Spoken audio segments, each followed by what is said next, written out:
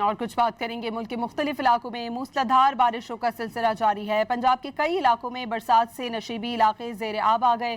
لاہور میں بارش کے باعث چھت گرنے کے 2 واقعات میں 2 خواتین جاں بحق اور 5 افراد زخمی ہوئے۔ قصور میں گھر کی چھت گرنے سے 7 سالہ بچے سمیت 2 افراد جاں بحق اور 3 زخمی ہو گئے۔ ڈیرہ غازی خان میں طوفانی بارشوں سے ندی نالوں میں طغیانی کی کیفیت ہے۔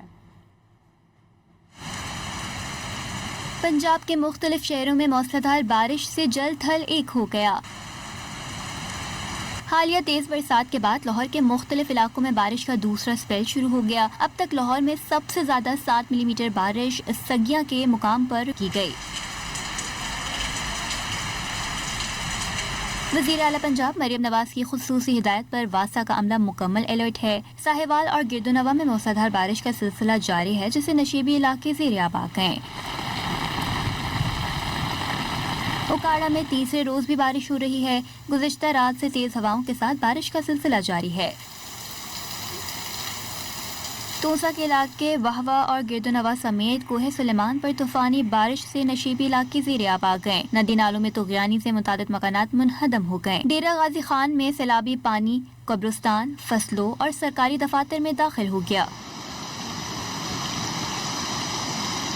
ننکانہ صاحب اور گردونواں میں بھی موسلادھار بارش ہوئی۔ بارش سے باڑے کی چھت گر گئی۔ ریسکیو اہلکاروں اور علاقہ مکینوں نے بھینسوں کو نکالا۔ قصور میں بھی بارش کا سلسلہ جاری ہے۔ منڈی بہاؤالدین، فیصل آباد اور دیگر شہروں میں بھی وقفے وقفے سے موسلادھار بارش جاری ہے۔ اسلام آباد کے مختلف سیکٹرز میں بارش ہوئی۔ کراچی میں بھی گزشتہ رات مختلف علاقوں میں کہیں ہلکی تو کہیں تیز بارش ہوئی۔ ملکہ کوہسار مری میں وقفے وقفے سے بارش کا سلسلہ جاری رہا۔ محکمہ موسمیات کا کہنا ہے کہ بارشوں کا سلسلہ آئندہ 3 روز تک جاری رہنے کا امکان ہے۔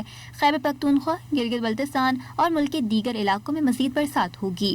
NDMA نے بھی خبردار کیا تھا کہ تیز بارشوں سے اربن فلڈنگ، سیلابی صورتحال، پہاڑی علاقوں میں سیلاب، تودے گرنے اور گلیشیئر پگھلنے کا خدشہ ہے۔